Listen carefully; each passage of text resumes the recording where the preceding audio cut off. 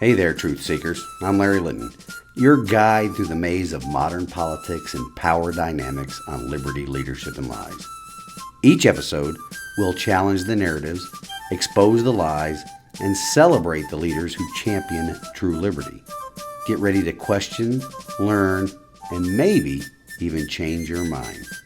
So let's dive into the truth together. Welcome back, listeners, to the second part of our discussion on the topic of lies, how the Republican and Democrat parties are two different organizations. As you know, this podcast dives deep into the principles that shape a free society, the leadership it takes to defend them, and the lies that threaten to undermine it all. I'm thrilled to continue our conversation today with Adam Brandon, a dynamic voice in the fight for liberty and a senior advisor at the Independence Center, which is a think tank dedicated to advancing economic freedom, individual liberty, and limited government. In part one, we explored Adam's journey into the liberty movement, his insights on the state of American politics, and the critical role of grassroots activism in pushing back against government overreach. If you haven't listened to that episode yet, hit pause, go back and give it a listen. It sets the stage perfectly for what we're diving into today. In this second part, we're going to dig even deeper into the practical steps for reclaiming liberty, the challenges of leading in a polarized world, and how the Independence Center is equipping everyday Americans to fight for their freedoms. For those just joining us, Adam Brandon brings a wealth of experience to the table. He's been a driving force at the Independence Center, where he's worked to influence policy and empower citizens to take a stand for principles like free markets, personal responsibility, and constitutional governance. His work focuses on cutting through the noise of today's political landscape to deliver clear, actionable solutions for preserving the American experiment. Today, we'll unpack some of those solutions, tackle the lies that distort the public square, such as the main theme of this series of discussions, and we'll talk about what it takes to lead with courage in these turbulent times. Before we jump in, let's set the stage. We're living in an era where trust in institutions is at historic lows. Government spending is ballooning, and divisive narratives seem to dominate every conversation. Yet, as Adam reminded us in part one, the principles of liberty, rooted in reason, individual rights, and limited government, those are timeless. The question is, how do we apply them in 2025 to address the challenges we face? From regulatory overreach to cultural shifts, Adam's got a clear-eyed perspective on what's at stake and how we can fight back. In this episode, expect a candid discussion on how to counter the lies that fuel big government policies, the leadership qualities need to inspire real change, and the Independence Center's innovative approaches to mobilizing citizens. Whether you're a seasoned activist or just someone who cares about the future of freedom, this conversation will leave you informed, inspired, and ready to take action. So grab a cup of coffee, settle in, and let's get to it. Here's part two of my conversation with Adam Brandon from the Independence Center on Liberty, Leadership, and Lies. Welcome to Liberty, Leadership, and Lies, the podcast where we unravel the complex web of politics, power, and deception. Each week, we dive into the stories behind the headlines, exploring how liberty is eroded and the selfishness of our political leaders, as well as the lies that shape our world. Join us as we dissect the truth from fiction by examining the tactics used by the new aristocracy, the political class, at the local, state, and national levels of government as we dare to challenge the status quo. Get ready for thought-provoking discussions, exclusive interviews, and a journey into the heart of what really drives our society. Liberty, Leadership, and Lies, where your understanding of the world begins to change. Tune in every Monday morning and prepare to see beyond the veil.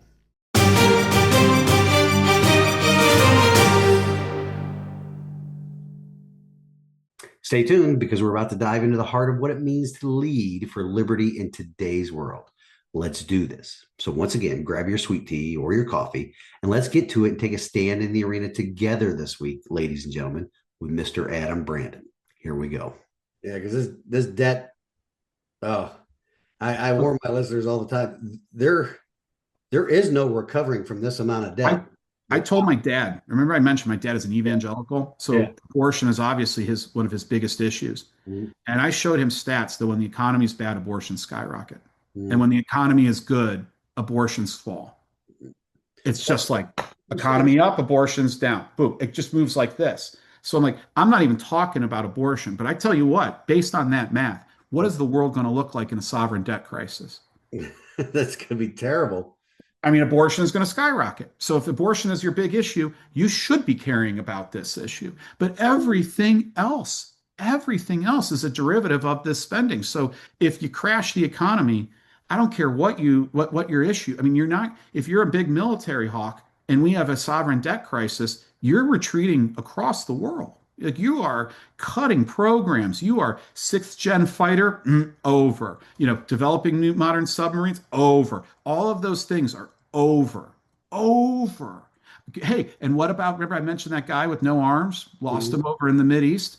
What's going to happen to his health care in that world? I don't want to say it's over, but he's not going to get one of my friends who's a Marine, he said one of the things that the guys appreciate when they're charging into flying bullets is they know the United States will spend any dollar to put them back together. Mhm. And I think that is, I'm a spending guy. Mhm. Sign me up for that thing. I'll write that blank check. You get your leg blown off, you get your mind beaten up in a concussion. I want to spend that money to make you whole because of what you did so that my kids can sleep safe. Anything, but all of this comes back to this debt crisis. And that's why, I've actually have a lobbyist who told me, I really hope you guys are successful, because I'll give you guys 4 years to fix things. And then I'd like to go back to fighting over petty crap. But he's like, I need you guys to get in there and fix it first. So Yeah, go back I'm to your dad, optimistic we can. So that's yeah, the evangelical, and I think the world debt crisis right now, I believe, is the biggest driver for the declining birth rates. I gotta believe you it's Nobody that wants to bring a child into a debt-ridden world, especially if they're feeling the effects of that. they're feeling the effects of it, right? And that's what I think people are realizing because I was asked this by a reporter, um, you know, and look, as a former, you know, operative in the Team Red, Mhm. we do kind of sound like we were crying. I've been spending my whole career talking about debt and deficits, and guess what? They haven't mattered to this point. Mhm. And I think that's kind of done some harm. But that being said, the crisis is now here. And I think that the younger voter we have seen understands that their inability to be able to afford a home, there is a correlation to the government. Like if the government's going to have to get 4.5, 5% on its debt, you better believe it. You're going to have to pay 8%. And by the way, my wife and I started thinking about buying a new car. Hers is getting a little old. Mhm. I didn't realize interest rates are up to 8.5% on used cars. Maybe, honey, we could drive this car a little bit longer. I I didn't went realize 23 that years jump. before I bought a new truck for myself. Drove that thing into the ground. So, how big of a role is AI playing into your data and your Massive, massive? I mean, massive. is it has access to all the data and these trends? We couldn't do what we're doing without it because we're using traditional polling methods, but polling is a snapshot at one specific second when you talk to a person and it moves because that person may change their opinions by the time the call's over even. So what we use AI for is watching conversations on like where we have our AI tuned so that we're watching Twitter, or X, we're watching Facebook, we're watching Reddit, we're watching all of these platforms. And so we get reports on what people are actually talking about. And that's where I understand what the political chattering class is talking about in Washington is often not what people are talking about that is concerning them in their own life. So we then take our traditional polling and methodologies and we match it up with what AI is providing for us. So we think we have intelligence far beyond what we used to be able to work with. So we're able to hear in real time. And that means when we start talking about issues such as how do you solve the entitlement crisis, we're going to be able to test, we're going to be able to put information out there and see how people react to it in real time and be able to course correct. So it's a complete change in information and policy formation. and it's giving us a complete edge. And then, frankly, we're able certain things that we used to have intro, college kids were fresh off, out of college doing research. We're totally replacing that, and then we're able to take that information and kind of upstream it, and so it's going to give us an ability to move faster and understand politics and understand what people are talking about. And this is where it also allows us. I think one of the big problems is people think the Congress isn't listening, the bureaucracies aren't listening. AI gives us the ability to listen. Mhm. So we're able to understand what the voters we're talking to, which we've broken down into 6 archetypes. We understand what they're saying. We also understand where they're forming their political opinions. So so when the Republicans and Democrats airdrop ads against us, that ad, can you imagine an independent who doesn't know what they're talking about getting elected? No one listens to that. We know no one listens to that. So that's how AI is changing things. And I will say this: I am very excited about what AI is bringing, but I am absolutely terrified about it too. Yeah. Absolutely. And to Did nobody me, watch the Terminator movies? we need to be, see, I'm hoping we could start to have a post-Republican, post-Democratic conversation. Like that, I mean, I want to talk about the uncomfortable stuff. I've got a young boy and a young girl, and you're going to start putting things like porn behind AI. You're going to start putting gambling behind AI. You're going to start putting all of these vices. And look, I'm no prude who's going to tell you what to do in your own life, but at the same time, I want to make sure that we're talking about some of these emerging threats in a way that, like, let's at least, when I was growing up, I always tell this to be like, how hard it was for me to score a Playboy when I was in middle school as a, Right. and now it's like finding you on a phone. Do you know how hard it was for me to gamble when I was in middle school? I mean, it was almost impossible. Right. What's finding me on my phone? So whatever vice you have, that vice is now finding you on your phone. Shouldn't we be having a conversation about this? I think we should, and that's one of these important conversations. I'm hoping independents can start to talk about how AI can augment and improve our lives at the same time. For the downsides, how do we start to respond to these downsides to make sure that we're not unleashing a tech? This is a technology on power with, like, you gotta be, it's like nuclear power. Nuclear power can power our homes, great, blow you up too. Yeah. Melt And you. AI is the same thing. It could destroy us. It could also make our lives a lot better. I'd really rather do the things that help make our lives a lot better. Absolutely. I noticed well, Texas and Tennessee just recently passed or had their legislation survive a court decision Mhm. on the age verification for the porn sites Yeah. on. So that helped a lot because I think it was Pornhub or one of the others just decided to even stop allowing it to be accessed in the. Again, I'm not going to tell you what to do in your own home. I'm not interested in being a school marm looking over your phone.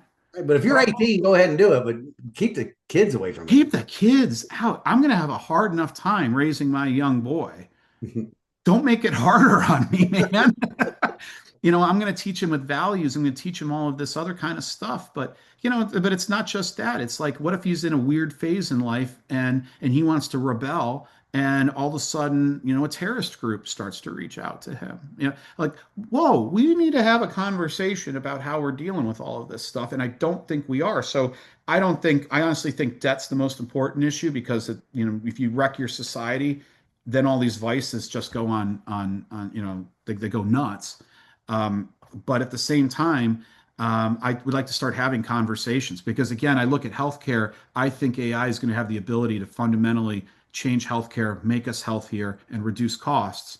But at the same time, if we're all addicted to, I mean, look, every parent's nightmare is that you're watching TV downstairs, your kid gets a online delivery, they take fentanyl, and the next morning you go to see your kid and they're dead. Like, that happens in America today. It's going to happen today to some parents. And whenever there's a tragedy, I mean, my heart just freezes now that because I can't imagine losing my kids. I don't know how I'd recover from that. And so we as a society, I wish we could start having this conversation in an adult way. Right. And we're not gonna be able to have it till we do get that debt thing. But debt and AI are Well, let's are talk our about it. biggest threats. And but it's Mhm. also the debt is also a big opportunity, right? I look at it. Look, we're modern. This debt is because our systems got outdated. Right. And if we fix it, because we know how to fix it, Mhm. if we fix it, it's an opportunity to show how that type of governing Could get things that done. makes America great again, right? That MAGA, but I it's want, look, how can we not get Republicans and Democrats in the same room and be like, we want AI, we need to be the number one, you don't want to be number two in AI. no. You do not want to do that, right? And then we not even talked about quantum computing. When you start putting quantum computing behind AI, you're talking about, I can't even get my head around the speeds that you're going to have in Right. computing at that point. But you want to be number one in that because you don't want China to be number one. Because if China's number one in AI, you could have that situation where they would have the power to potentially like shut our military off, Right. So, and you don't want to be in a Pearl Harbor situation. So we need to have the balance of be having the world's best in class AI at the same time. I don't want to unleash that power on my 4-year-old. right. Absolutely. We got to responsibly handle that. And the best way to do it is through handling our debt. Because if that debt crisis is averted, we can focus more energy on making sure Amen. AI Amen. is responsive to us and not responsive to the Chicons. Because was that's saying that we are only 3 meals away from anarchy. You really are. I always point out, when you look at Katrina, yeah, it just takes a few days. Like if you don't have food and water, things break down pretty quickly. But I think the other thing that I would, that if we had a sovereign debt crisis here, and people lose hope, um, the dollar is a figment of our imagination. Our Constitution is a figment of our imagination. There's nothing behind these things except our collective belief that these things are real. And if these things are no longer valid to us, this is how societies collapse. And I'm not saying we're about to, but it is a risk. It We're is something that close. could happen. It You is gave some something good that could. examples of prior countries servicing debt more than any other expense. They've all collapsed. So I've had a couple people, you start looking at like the French Revolution. Little history lesson here. The French Revolution, unfortunately, the French bankrupted themselves financing our revolution. So I don't want to go too hard on the French for that one. But basically, they were so broke and they were spending so much money, they had to get they called in a finance minister for like, whoa, wait, we're actually really broke. Like, whoa, broke. We need to talk about this. And then they realized they were so broke, they had to call this a states general because, like, well, we need to raise taxes pretty quickly. And then the whole thing fell apart from there. That parallel, I could see that here. It's Like, you were how broke? Wait a second. How broke are we? we're Oh, no. so broke that every even unborn child in America right now owes the government 6 figures, or the government took out a loan in the amount of 6 figures on everybody that's not even born yet. But I will say, I've seen some crazy numbers. If you flatline the budget, like you didn't cut, you like flatline the budget for 3 or 5 years, it's a radically different budget. Radically different, like shockingly different. And that is not cutting, that is flatlining. And you allow the economy to grow 2-3% during that time period, all of a sudden things start to readjust a little bit. Right. But you gotta, I'm not cutting, I'm flatlining. I spent a lot of time in California, and if Governor Newsom didn't blow the budget on COVID spending, California would have like a $4 billion surplus right now. They're that close. They have a huge hole right now. It's going to be but again, it's not impossible. It's just got to tighten that belt a little bit. But I mean, Oh, we've all grown accustomed to our government telling us that flatlining the budget is a cut. now you're going to upset me. You're going to, you're going to go there now. Do I look that stupid to you? Come on, man. I can't believe. Yeah, that's what they say. Like these dramatic cuts, and or even worse. We're going to take growth next year from 8% to 6%. Oh my God, there's going to be children in the street dying. It's like you're getting 6% more. And tax cuts create a deficit. Yeah. The government doesn't make money. It doesn't produce money. It has to take from us You have to first. take from someplace. And it's us. They get first cut before we even realize what we're getting So paid. this is what I found about the next generation, these younger people, is they actually, particularly you look at a lot of these people we've been looking at, these 30, 40-year-olds, they understand that because they understand they're paying off their student loans. They're worried about their parents. And if their parents have enough money because they have to take care of their parents, they're trying to save for their kids' college. They're Yeah. trying to buy a house. Oh yeah. And then maybe they need a new car like I do. Like they understand the challenges that we're facing. And so do I wish I had money for everything? Absolutely. I wish I could give you $100 today. I just could give every one of your listeners $1,000. Just reach in my pocket. Can't do that. Right. And if I did that, I'd be bankrupt overnight. So I think everyone realizes this is the conversation we need to have, and people are ready for the conversation. But again, I believe the only people ready to have that conversation are truth tellers, and the only truth tellers I see out there are independents. Because independents, like when I get out there and talk policy, I don't have to worry about offending Republicans or Democrats. It doesn't matter. I'm just talking about numbers and the truth. Right. Maybe that cycle of civilization that every civilization's gone through, the hard times create strong men. Maybe this is the hard times creating a more fiscally strong generation. I 100% believe that to be true. I mean, I've seen the struggles my own child, she's going to be 34, going through fiscally. Yeah. And it's definitely a struggle. I mean, my wife and I struggled early on because I was in the military, right? Yeah. 30 years in the Navy. We weren't the richest, of course. Yeah. There were struggles, but I get people that do go through that, I think, understand more of It's a transition. I think when historians look back on this era, we're living this is the end of the post-Cold War era. Mhm. And so when the Berlin Wall fell in 1989, we kind of stumbled into this unipower, sole superpower world. And then, and I don't know when where you would say, like, I could argue, the Russian invasion of Ukraine was the end. You could argue the financial crisis of 2007 was the end. But at some point, historians are going to pick one of these global moments as like this was the end of that post-Cold War era. We're in a new era right now, but we don't know what that era is yet. Right. This could be the era of the American terminal decline. This could be the era of the financial crisis. This could be, we look back on that, or this could be the era of American renewal. This could be the era of we had a bit difficult financial crisis, and it ends up being a boring footnote in history. And Congress came together and passed some legislation, and people said it was good, and people said it sucked, and it worked. Right. And all of a sudden, the standards of living in the United States skyrocketed again. I would like that version.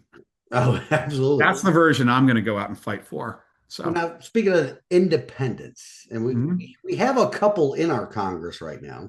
Right. But they come with a stigma that they 100% of the time caucus with. That's it. So that's to me, an independent caucus is not with Republicans, not with Democrats. And I think this is part of the challenge we're going to face with this movement, is that the independent brand is just so damn powerful that everyone's going to want a piece of it, and they're going to use it. And then, I'm going to independent, but I'm going to caucus with the Republicans. I'm going to independent. I'm going to go caucus with the Democrats. The independents are only strong if they caucus alone. And that's why my group, I'm working with others out there in this space. We're going to try and create a support network for these independent members so that we can help them with policy. We can help them with air cover, like talking to voters. We can help them with money. We can help them with you name it. And but they have to remain, they have to caucus on their own. And the other thing I always want to call out is anyone who says, well, look, I'm a bipartisan member. And then you look at it, oh, you won't bipartisan? You only vote with your party 97.5% of the time. There's 2.3% I vote with everybody else. I'm bipartisan. Yeah, and it's like, but we can call a spade on that one, and just be like, look, if you want to be bipartisan, here's what we're going to do. We're going to set up a debt and deficit commission, and we're going to do some serious work on how we're going to fix this problem. No grandstanding. Fix this problem. Other things too that we could do, like I think people forget, DOGE is actually pretty popular with the Senate. I mean, it's popular because everyone agrees we should make this the most efficient government possible. Now, my friend poor Elon there jumping up on stage with the chainsaw, that's not the look you want to do, man. I mean, because look, there are people losing their jobs. There are going to be some things like that. Don't look like they don't want the frat boy. They want the boring person. I point out at the end of World War II, we had something called the Hoover Commission, which we all heard about, all these, 3-letter agencies that started under the New Deal. We never talk about the Hoover Commission that unwound them all. Most of them. I mean, Social Security stayed, but all of these, in the Tennessee Valley, stayed, but a lot of these other things are gone. So the Hoover Commission proved you can actually unwind these big programs. BRAC, the Base Realignment Commission that happened in the 90s at the end of the Cold War. Again, that's very difficult when you have to close down districts, bases and districts. They did it. Canada did something I've been studying called program review, which in the 90s, Canada was heading to a fiscal crisis. And they basically got all the different parties together. They looked at the Canadian budget. The first thing they did was dedupe, and they would find, okay, there's 8 departments doing the same thing. How about one person does this now, and we'll double its budget, but we can cut the rest. And Canada was able to put itself on a pretty good fiscal footing. This has been done before, folks. This is not impossible. It just takes a little political will and some courage. And again, I think the independents are there enough to show times are different. We can do this now. Absolutely. Well, Brandon, or Mr. Brandon, Yeah. it's been a pleasure having you on. Where can the listeners find? Go to independencecenter.org, please sign up, and you'll get our information. And what you'll start to see, we have 3 organizations, and then the other 2 are just getting fired up right now, the PAC and everything else. But you go to the independencecenter.org, get on our newsletters. We invite everyone to join us, and we look forward to. Democracy is not a spectator sport. You got to get involved. You got to get involved. And my mother-in-law have this fight all the time. She says that politicians don't listen. Guys, I can tell you they listen. They listen a lot. They listen a lot more than you think. You got to call them. You got to call their office and tell them how you feel about something. But my goodness, they have offices close to you. When you go and visit a congressman's office and you say, I'm Joe Smith from your district and I believe in this, you put fear into that congressman's heart. Yep. The person they're scared of the most is their voters, because they know if you take the time to get involved, there's 10 of you thinking the same way. There's 100 of them thinking the same way. And so anyone who's listening here, we're going to try and help people get involved, but you don't need my help. Go to your local congressman's office, tell them what you think, and then ask them for responses. Citizenship in a republic it's a responsibility. It's a responsibility. We do have the government that we do deserve. It's one of the mottos that I have on this podcast. You have to be the man in the arena, willing to get marred and dirty and bloody, or you lose your freedom every day. And the biggest, you're fighting for your own freedom, guys. You are, and my kids' freedom too. Yeah. So I would appreciate it if you get fired up and go out and be like, and by the way, going to visit your congressman and your senator. It's once you do it, you realize how easy and refreshing it is to actually make your voice heard. You become a repeat visitor, and that's what they're really scared of, is the repeat visitor. Here's what I'll leave you on. Mick Mulvaney, former chief of staff in the White House, former congressman, was giving a speech to a banking lobby once, and he said, if you show up, and he was saying the quiet part out loud, and I appreciate him saying this. He said, if you show up in my office and you're a lobbyist and you never gave me money, no one's talking to you. If you show up in my office and you're a lobbyist and you gave money, someone's going to talk to you. But if you came from the district, they're pulling me out of meetings to go talk to you. Nice.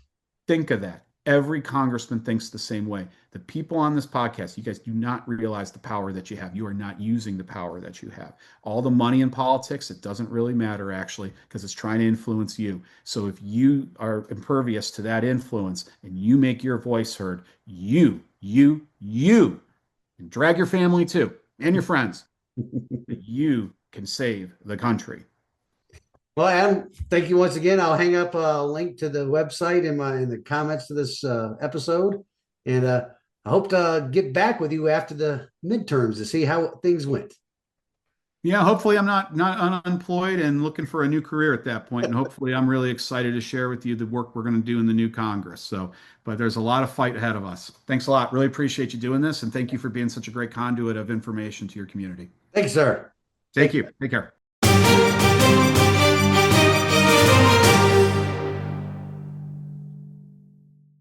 Well, folks, that will wrap up part 2. And please tune in next week for the conclusion in part 3 of our discussion with Adam.